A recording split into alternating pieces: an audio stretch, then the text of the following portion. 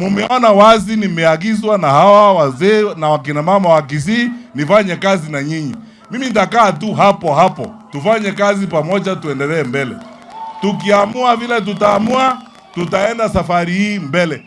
Kwa sababu we have no choice, because the country wants us to work together so that we can save this country. Na tukifanya kazi pamoja ni kupendana na kushirikiana na kuweka amani kwa nchi yetu, tuende mbele.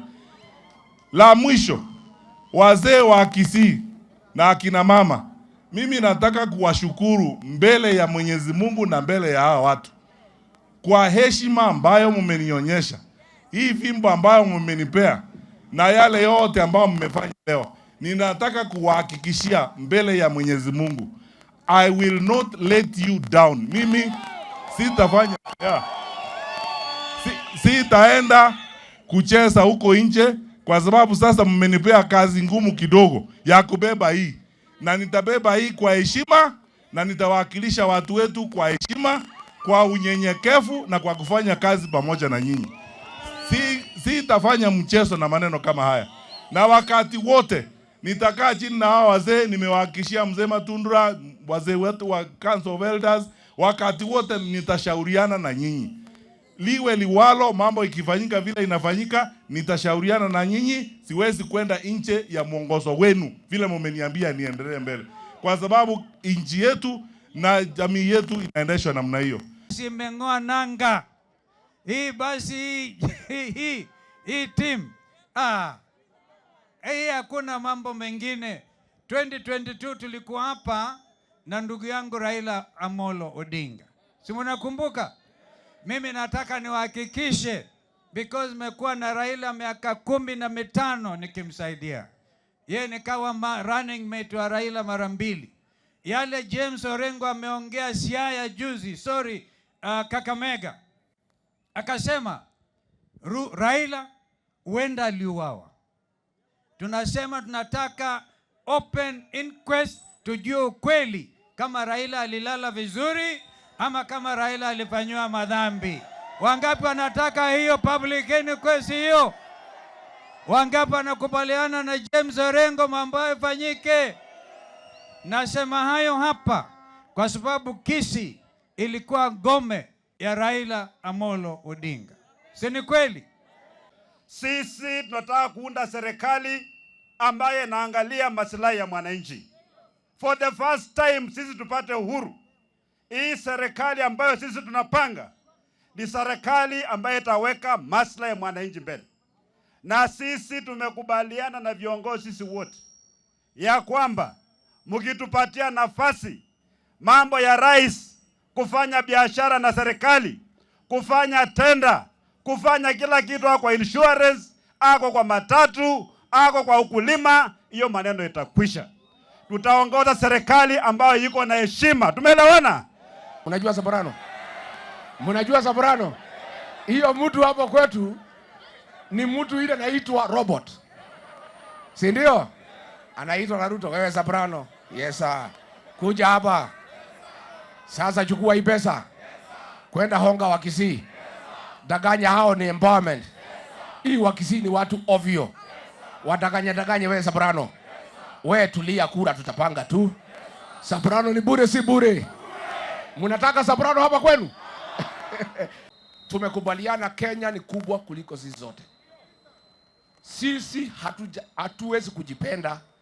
Tutaketi chini kati yetu, mimi Rigiji, Fred Matiang'i, Kalonzo Musyoka, George Natembea, Justin Muturi, Martha Karua. Tutatoa one person ya kugangana na William Ruto, si ndio? Na yule tutatoa sisi yote tuunge nini? Wangapi wanasema tufanye namna hiyo? Katiba tulionayo inatupa uhuru, freedom of movement, freedom of expression, freedom of assembly. Tuende pahala popote Kenya vile tumekuja Kisii leo.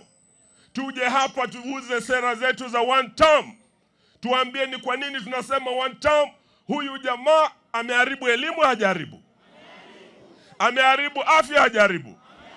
Mimi nikiwa na huyu Matiang'i, tukiwa na huyu ndugu yetu Munya na Uhuru Kenyatta, Afya tulikuwa tumeleta Linda Mama. Wewe bibi yako akipata mimba hapa Nyamira ama Kisii, ilikuwa akienda kuzaa, anazaa bure, serikali na Linda Mama wote. Mnakumbuka? Hawa jamaa wametoa Linda Mama. Mtoto akigonjeka shuleni tulikuwa na Edu Afya. Anatibiwa, mwalimu anakupa report. Leo tumesema in the next few months, tukirudi kwa serikali na Matiang'i na Kalonzo na Rigiji, tukiwa na timu hii, executive order number 1, hiyo SHA tunatoa, tunarudisha Linda Mama. Tunarudisha Edu Afya. Tunarudisha kazi mitaani kwa vijana wetu. Abagusi. Nimeambiwa Kasongo amekuwa hapa juzi. Eti amewaletea vijana wa Kisii na Nyamira kitu inaitwa nyota. Sasa leo nataka niambie Kasongo na mumuonyeshe, sababu haka anatuona. Mumwambie Kasongo, wewe ni one. Hebu onyesheni TV Kasongo. Kasongo ni one. Kasongo ni one. Kasongo ni one. We come with a humble heart. We know it is very hot. We know that you will agree among yourselves because we have nowhere to go. I pray that God will hold you all together and make sure that we liberate our country. Tunataka kuambia viongozi hawa, sisi watupatie kiongozi mmoja. Wakikubaliana Fred Matiang'i kura zote tunapatia yeye.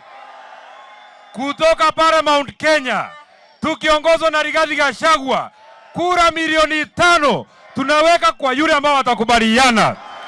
Mimi nataka nimalizia kwa kuuliza swali moja. Niulize ama niwache? Niulize ama niwache? Wakikubaliana William Ruto ashindane na Matiang'i, mtapigia nani kura? Nani?